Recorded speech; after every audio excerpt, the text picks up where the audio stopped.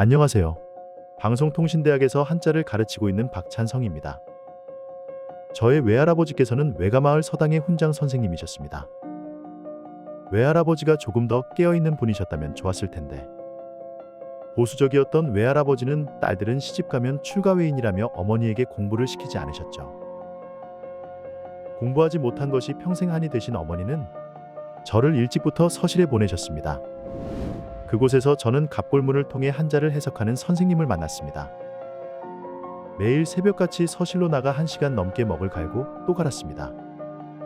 은은한 묵향 속에서 한자의 생성 원리를 한자 알아가다 보니 문득 한자는 우리 민족의 글자구나 하는 생각이 들었습니다.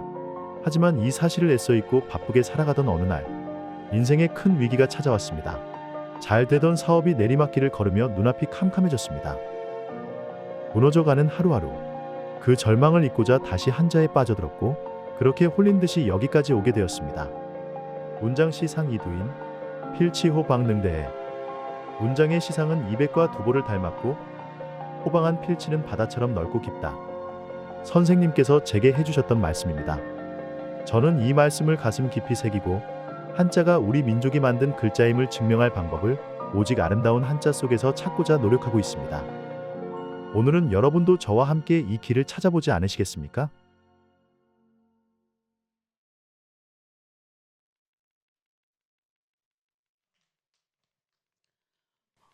영상으로 소개받은 박찬성입니다. 저는 현대그룹에서 오래 근무하다가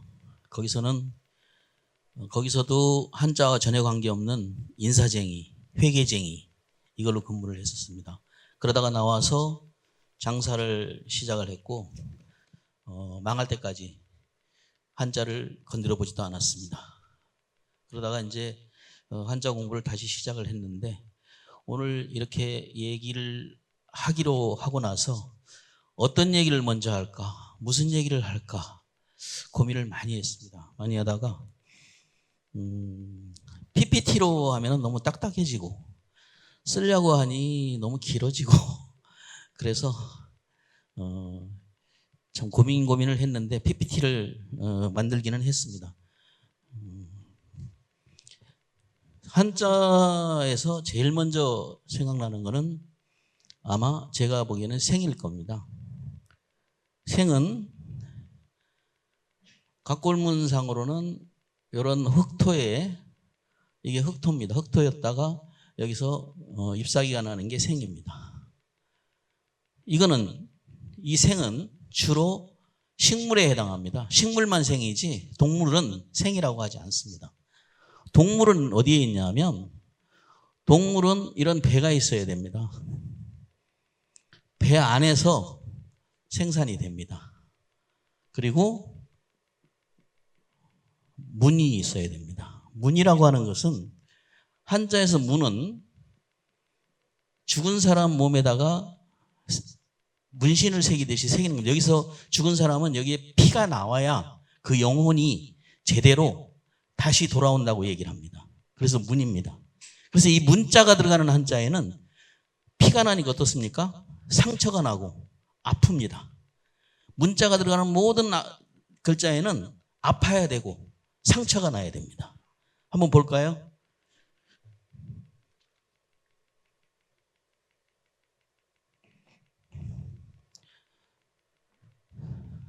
벌레가 있습니다. 벌레에다 문을 붙이면 이 문은 문 중국말로는 문 하고 돌아다닙니다. 우리나라 말로는 윙 하고 돌아다닙니다. 모기입니다. 또 하나 볼까요? 남의 집 문 앞에서 문이 그려져 있습니다. 이것도 아픕니다. 누군가 아파서 위문하러 왔습니다.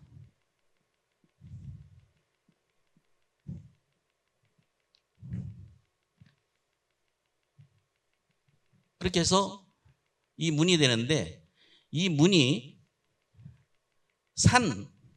아까 생했고 이거 산은 이제 동물이라고 그랬는데 동물이 산일 수밖에 없는 것은 배가 아파서 나간 이게 산입니다. 그래서 생과 산은 생산하지만 생은 식물이고 원래는 산은 동물이다. 산은 배가 아파서 나온 게 산이다 이렇게 해석이 됩니다. 이걸 오늘 주제로 하려고 한 건 아니고 이렇게 하려고도 생각을 했었다. 한 가지가 하려고 했던 게 더 있었습니다. 사주팔자를 하려고 했습니다. 사주팔자는요 참 흥미롭긴 하잖아요. 전부 다 사주팔자를 알고도 싶고 하고 싶은데 이거 하려고 하면 1시간 이상 걸립니다. 그래서 내가 포기를 했는데 사주팔자가 뭐죠? 사주팔자 연, 월, 일, 시 여기다가 주자를 붙입니다. 연주, 월주, 일주, 시주 여기 4개의 큰 기둥이라 해서 사주겠죠. 내가 태어난 게 무술이다. 무술년생이다. 임진월이다. 이래서 여기에 각 두 자씩에서 8자가 생깁니다. 그럼 사주팔자는 자기가 태어난 해, 월, 일, 시인데 이거 바뀝니까? 안 바뀝니까? 바뀌나요? 안 바뀝니다. 그런데 바뀌는 사람이 있어요. 사주팔자가 바뀌는 사람이 있습니다. 우리가 남자들은 한자에서 어떤 글자를 쓰냐면 이걸 놓고 봤을 때 남자들은 흑토를 씁니다. 남자들은 흑토. 왜 토를 쓰냐면 남자들은 뭐합니까? 토해냅니다. 뭔지는 잘 모르겠는데 하여튼 토해냅니다. 그래서 흑토를 씁니다. 그래서 여자들은 담습니다. 이 숟가락에다 담아드는 거예요. 여자는 담죠. 남자는 토해내죠. 그러면 요거를 소는 일반적인 동물을 얘기해 사람도 뜻합니다. 여기는 수컷모, 요거는 암컷빈 이렇게 됩니다. 요게 남자와 여자의 상징입니다. 이렇게요. 그러면 사주팔자가 여자가 시집을 가면요. 결혼할 때 그 사주를 어디서 요구하죠? 여자 집에서 요구를 하죠. 여자 집에서 자기 딸과 내 사위 될 사람의 사주를 전부 다 점검을 합니다. 그래서 이상 없이 점검을 해요. 사주팔자가 안 좋대. 그러면 깨집니다. 사주팔자가 좋으면 이제 결혼을 했어요. 근데 어느 날 이혼을 했어요. 이혼을 하고 여자가 다시 시집을 가니까 뭐라고 합니까? 제 여자 뭐 고쳤다고요? 팔자 고쳤다고. 사주팔자 고쳐지네요? 왜요? 이 여자가 남자가 토해내는 걸 받아내면요. 그 남자하고 사주팔자 결혼할 때 사주팔자 보는 것처럼 그렇게 섞입니다. 섞이는데 또 하나 있어요.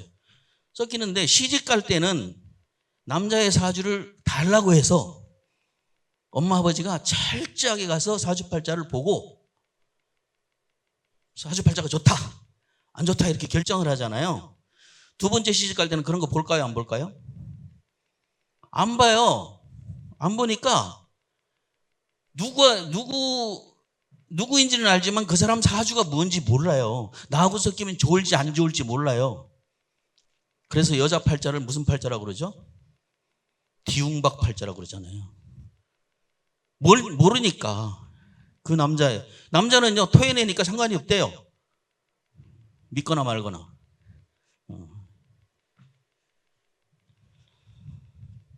그래서 이제 한자를 이제 PPT로 할 건데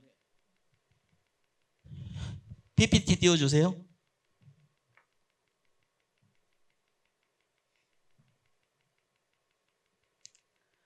이 한자가 어느 나라 글자냐 그러면 우리나라 학자들은 대부분 중국에서 왔다고 합니다. 그런데 중국 학자들은 많은 사람들이 동이인의 한자라고 얘기합니다. 동이인이 우리 민족이잖아요. 우리가 동이인이에요. 동이인의 한자라고 인정을 해요. 많이 인정을 하는데 우리나라 학자들만 죽으라고 중국 글자라고 합니다. 왜? 이런 것도 있어요. 그 사람이 한자로 박사학위를 받았는데 그게 깨지면 박사학위가 날아간대요. 난 잘 모르겠는데. 나 박사 안 받아봐서 잘 모르겠는데 그렇답니다. 그래서 국뽕 한자를 한번 해보려고 합니다. 국뽕이라는 게 뭐냐면 근거를 제시할 수 없으면서 우리나라가 최고다라고 얘기하는 게 국뽕이라고 얘기합니다. 뭐죠? 우리나라에 뽕 맞았다 이런 얘기죠. 우리나라 문화에 뽕 맞고 우리나라 관광지에 뽕 맞고 우리나라가 최고다. 이게 국뽕이라고 얘기를 합니다. 국뽕 한자 중에서 가장 먼저 해야 될 게 이제 사람입니다. 태초에라고 얘기하는데요. 태초에는 사람을 의미하는 한자가 딱 두 자밖에 없었어요. 사람대, 노예노. 그때 당시에는 사람 대 노예의 비율이 90% 대 10% 정도 됐다 그럽니다. 요거는 챗GPT에서 확인한 겁니다. 그런데 이 노예노가 더 빨라요.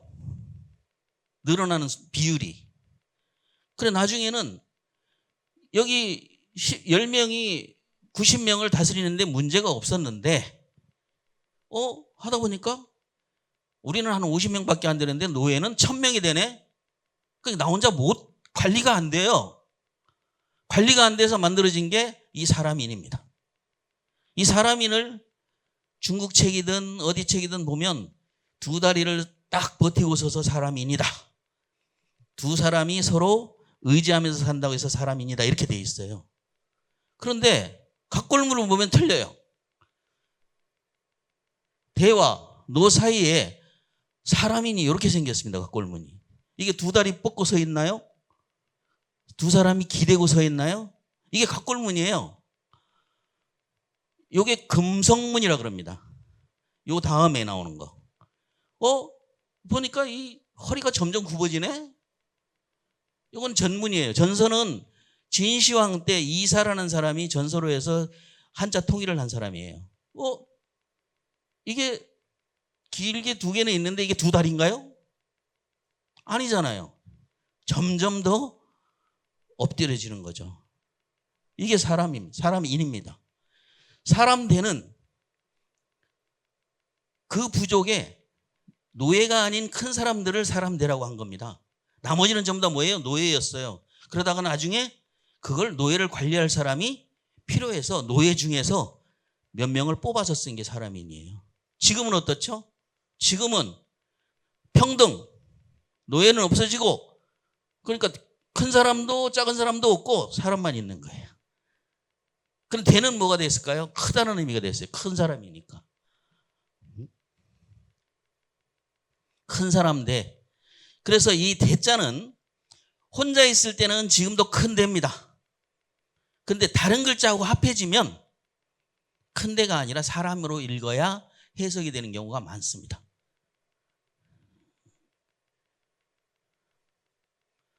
대에다가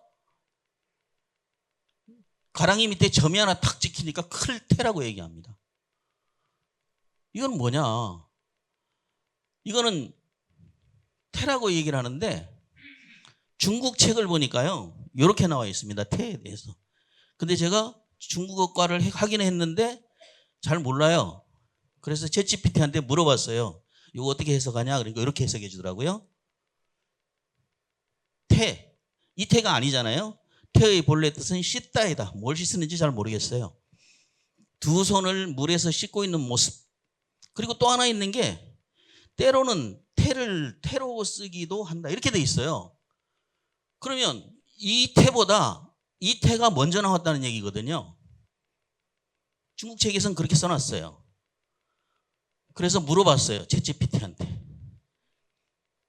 챗GPT한테 물어보니까 야, 태와 태 중에 어느 게 먼저 썼어? 물어봤어요. 그러니까 이 챗GPT가 내 형부 그러네요. 태와 태 중에서 태가 먼저 사용됐음을 확인할 수 있다. 그럼 이게 먼저 사용된 거잖아요. 그럼 중국 책이 틀렸죠. 그 다음에 태는요. 태산과 연결돼서 문화적 의미를 가진다. 이렇게 돼 있어요. 이 태. 그러니까 그 태와 태가 두 개가 다 여기서 나온 거예요. 그러면 태산이 뭔가? 중국으로 한번 가보겠습니다. 중국 땅에 태산이 어디 있는지 보이지도 않는데 어쨌든 태산이 얼마나 높기에 태산이 높은 산이라고 했는지 한번 찾아보겠습니다. 여기는 고구려 땅이고요. 지금 우리나라 땅 저기 백두산까지 이거는 좀 보기가 싫어요. 그래서 크게 그렸는데 고구려 땅이고 지금 북경이 여기 있지만 최근에 여기를 북경이라고 그랬지 원래 이름은 연경입니다. 연경이고 그리고 그 당시 이 한자가 만들어질 당시에는 생기지도 않았던 도시와 마찬가지예요. 태산을 봤습니다. 태산이 엄청 높습니다. 1545m나 됩니다. 그래서 태산 주변에 한 6개 산을 얼마나 높이가 되는지 한번 봤습니다. 곤륜산이 7,000m, 민산이 5,600m, 오대산이 3,000m, 화산이 2,400, 황산이 1,864m, 백두산은 2,744m입니다. 그러면 태산이 제일 높은가요? 태산이 요만한데 왜 태산을 높다고 했죠? 그래서 여기가 이제 아사달이라고 얘기하는데요. 이거는 이제 아사달은 옛 조선, 나는 옛 조선이라고 고조선이라고 하지 않고 옛 조선이라고 그러는데 왜 그때는 조선이라고 했으니까요. 옛 조선의 수도가 여기라고 얘기하는데 제가 볼 때는 은어 지방입니다. 은어는 상나라의 수도였고요. 상나라는 동인이 다스린 나라입니다. 상나라는 뭘로 다스렸느냐? 동이족이 다스렸는데 인제로 다스렸어요. 인제라는 건 뭐냐면 사람을 죽여서 제사를 지낸 겁니다. 인제로 해서 거기에서 각골문이 나왔어요. 지금 나와 있는 모든 각골문은 이분들이 만든 거예요. 상나라 사람들이. 시안은 어디냐 하면은 상나라를 멸망시킨 주 무왕이 수도로 삼은 데가 시안입니다. 그래서 이걸로 쭉 꺼서 요거를 일직선으로 해가지고 지도를 싹 세워가지고 산이 얼마나 높은지를 한번 그려보겠습니다. 곤륜산이 이만큼 높네요. 태산이 엄청 높네요. 백두산이 안 보이네. 예, 백두산이 이렇게 있습니다. 그 다음에 각 산들을 비율대로 쪼개서 했기 때문에 대충 2m, 이 높이가 맞습니다. 그러면 태산이 높은 거죠. 북경, 은허, 시안 이렇게 해서 여기는 아까 자른 게 바다 쪽으로 잘라서 이렇게 해놨습니다. 태와 태의 형성을 보면은요, 아까 처음에 얘기했던 큰 사람 대와 클 태는 각골문 근문까지는 똑같습니다. 대나 태나 똑같습니다. 요게 전문에서 이렇게 좀 바뀝니다. 그 다음에 요 태는 요거를 피라미드처럼 3개를 놓고 쓴 글자가 요 태입니다. 그런데 이 클태를요, 중국에서는 절대 콩태라고 안 합니다. 우리나라에서만 콩태라 그럽니다. 중국에서는 크다, 높다, 할머니 할 때 타이타이 이렇게 얘기하지 콩 소리는 안 합니다. 내가 물어봤습니다. 중국 사람한테. 야, 이거 콩이라고 안 해? 니들은? 안 한대요. 그럼 콩은 뭐라고 그래? 두라고 한대요. 콩두자. 중국에서는 태를 콩으로 쓴 일이 없다. 그래서 또 챗GPT한테 물어봤습니다. 콩과 벼의 역사를 알려달라고 그랬더니 콩은요, 기원전 9,000년에서 7,000년 사이, 벼는요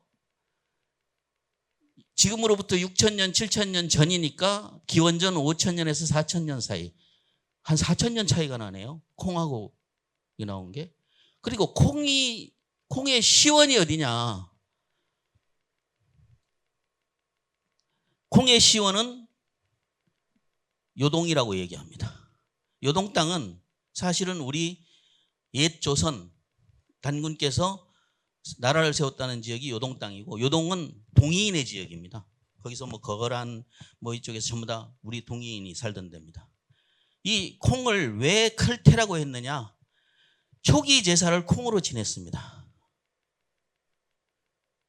콩으로 제사를 지냈는데요.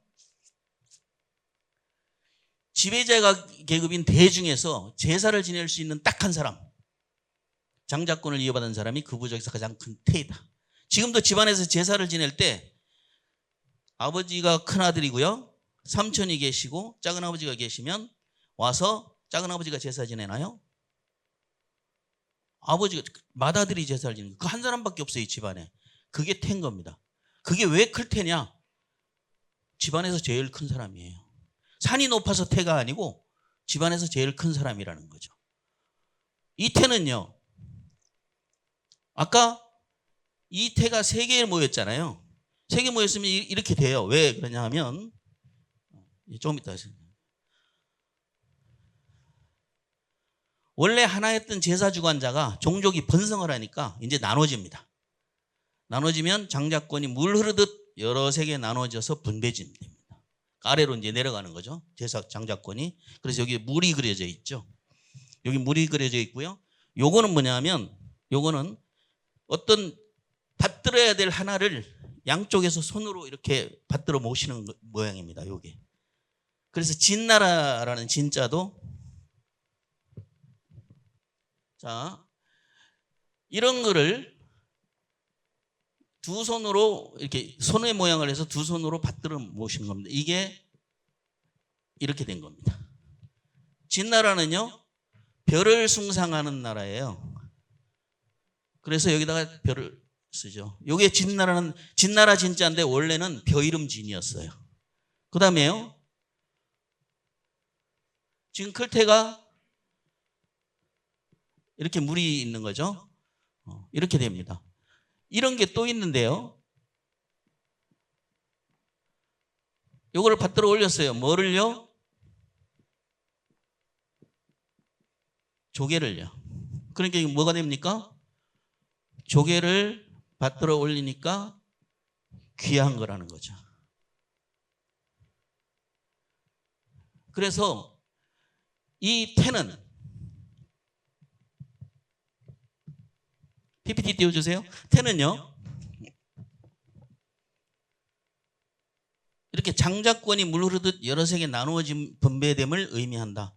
그런데 아까 중국 서적에 뭐라고 되어 있었습니까? 손을 씻는 것이다. 이게 손을 씻는 건가요? 그런데 한자는 상형으로 해석을 해야지 내가 입맛대로 해석하면 안 돼요. 그 한자라는 것은 어떻게 해석이 되느냐? 그때 한자를 만들었던 사람이 어떤 의도로 만들어지는지를 내가 알아야 돼요.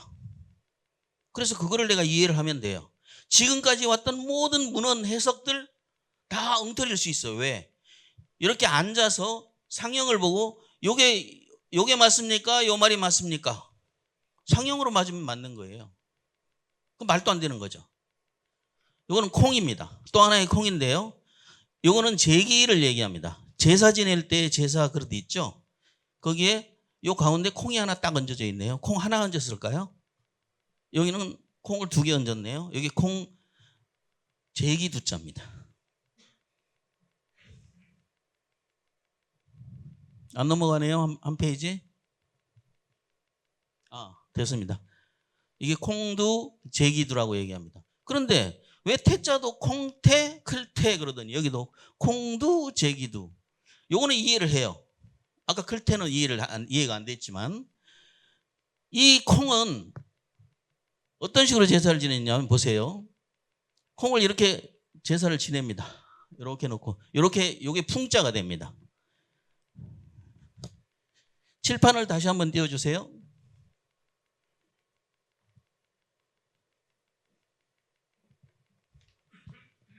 이 콩은요,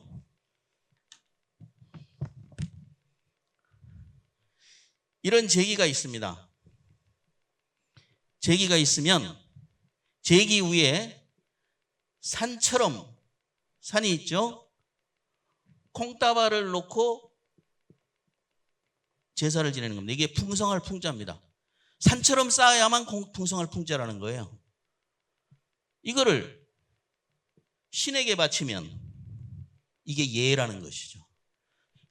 하늘에 제사를 지낼 때는 콩다발을 산처럼 쌓아놓고 절을 해야 된다. 제사를 지낸다. 이게 예도 예자입니다. 다시 써볼까요? 여기 하나인가?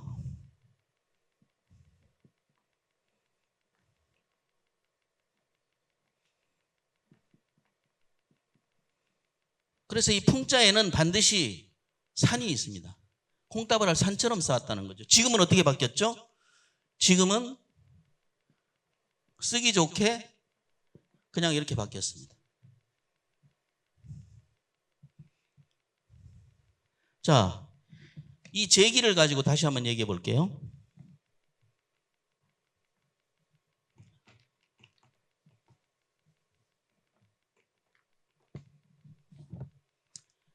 제기를 다 썼어요. 다 쓰면 제기가 얼마나 하냐면 우리 요즘 제사 지내는 요만한 손바닥만한 게 아니고요. 이만합니다. 부족들이 웬만한 사람들이 다 먹을 수 있게 큰 제기입니다. 제기를 다 쓰면은 어떻게 하느냐? 이 제기를요. 요거는 각골문으로는 이렇게 되어 있지만 제기를 다 쓰면 어떻게 해야 돼요? 이거를 잘 보관해야 되잖아요. 세웁니다. 세우면 이렇게 되겠죠? 세워서 묶어서 둡니다. 그럼 여기 쑥 들어갔는데 여기에 벌레가 들어갈 수 있고 먼지도 들어갈 수 있고 여기를 어떻게 해야 되죠? 냄비뚜껑으로 덮어야 되잖아요. 냄비뚜껑이 그때 있나요? 소가죽으로 덮습니다. 소가죽으로 이렇게 덮어놨어요. 여기 한자로 뭐냐면 이렇게 써서 이게 세울주가 됩니다. 세워놓는다는 것이죠. 위에 아래 위로 묶어서 세워뒀대. 그래서 세울주를 손으로 정중하게 잘 모시면 이게 진짜 세울주가 되는 거예요. 이게 세울주자입니다. 이거를 집안에다 둬요. 집안에다 이거 두는 데가 어디일까요?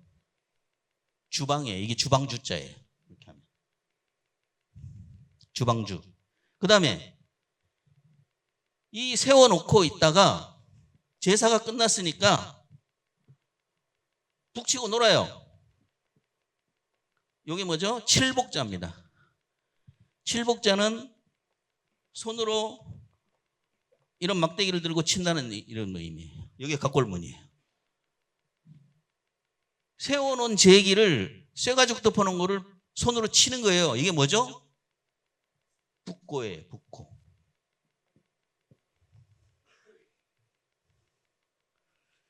그래서 콩으로 제사를 지내면서 별짓을 다 했더라 이런 얘기죠. PPT 띄워주세요.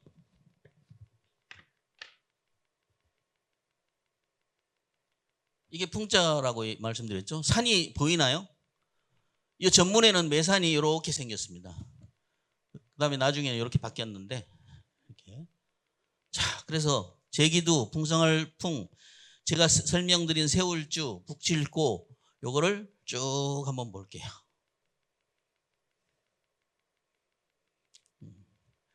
저거는 각골문과 근문이 똑같다는 얘기고요. 이쪽은 각골문들입니다.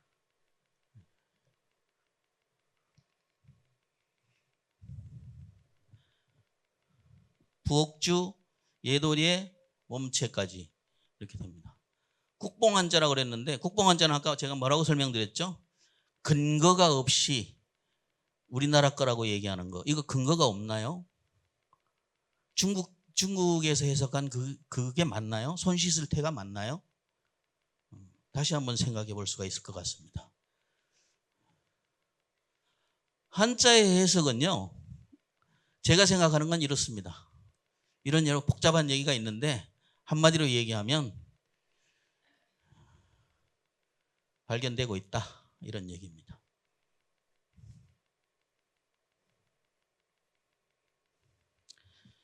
자, 여기까지 국봉한자 말씀을 드렸습니다. 감사합니다.